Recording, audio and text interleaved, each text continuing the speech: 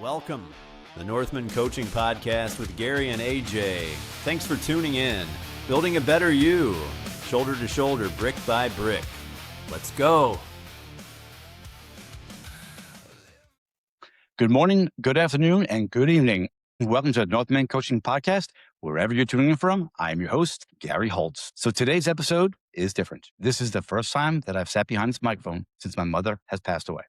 And if I'm being completely honest, there was a part of me that wondered if I even should. Not because I didn't have something to say, but because grief has a way of making everything feel heavy. Over the past couple of weeks, I've watched my mother take her last breath. I've stood inside her church. I've hugged people I haven't seen in years. I've watched tears, disagreements, stress, exhaustion, and every emotion that you can imagine collide inside of one family. Here's what I've learned. Calmness isn't something you practice when life is easy. Calmness is revealed when life falls apart. People think calmness means you do not cry. Wrong again.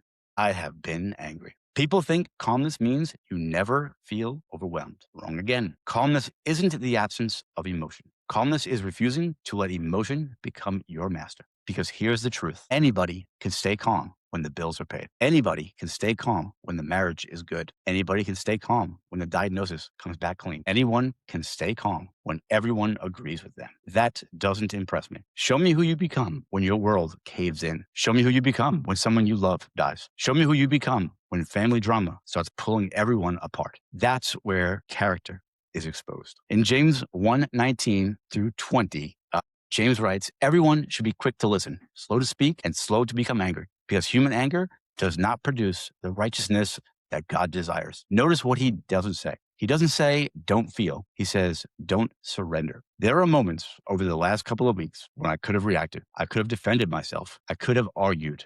I could have corrected people. I could have made everything about me being right. But I kept asking myself one question. Is this worth sacrificing my peace? Because once you lose your calm, you've handed someone else the steering wheel. That's exactly what anger wants. That's exactly what fear wants. That's exactly what the enemy wants. If Satan can't destroy your faith, he'll try to destroy your composure. Because a reactive man is easy to manipulate. A calm man is incredibly difficult to move. The strongest man in the room isn't the loudest. He is the toughest. He isn't the one pounding his chest, demanding respect. The strongest man in the room is the one who can stand in the middle of chaos and refuse to become a part of it. That's not weakness. That's spiritual maturity. Jesus slept through a storm that terrified experienced fishermen. Think about that. The waves didn't determine his peace. His relationship with his Father did. And that's the challenge for every single one of us. Is your peace dependent on your circumstances, or is your peace anchored in Christ? Because if your peace depends on everything going your way,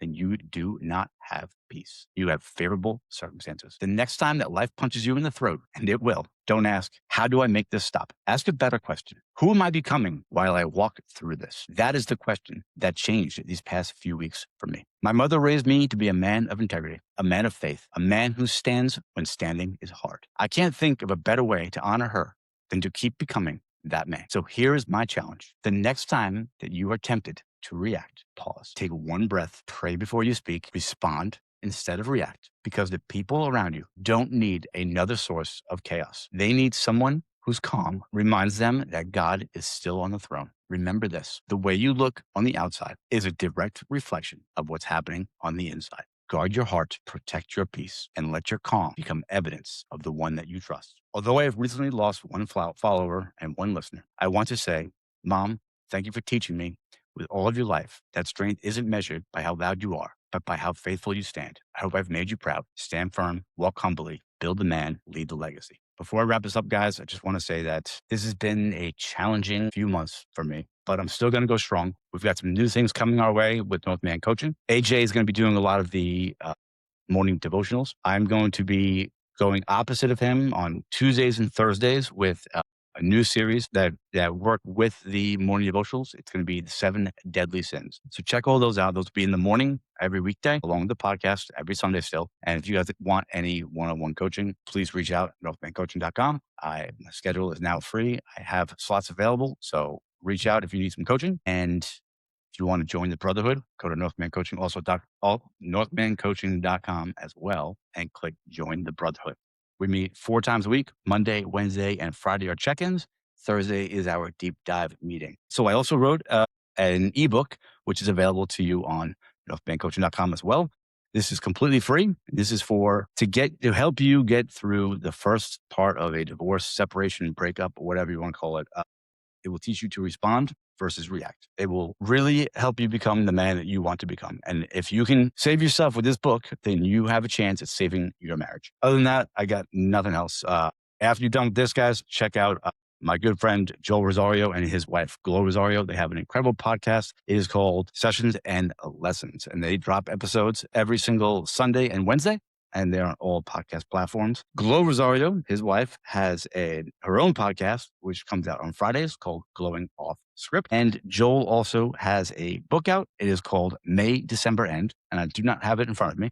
The Ballad of Joey Flowers. Check out that book. It came out last year. It was definitely the best book that I read in 2025. All right. On that note, I'm going to wrap all this up. So I will see you guys this week. AJ will, like I said, will be doing the devotionals, and I will be doing the 7 deadly sins. So check that out, guys, and we'll see you soon.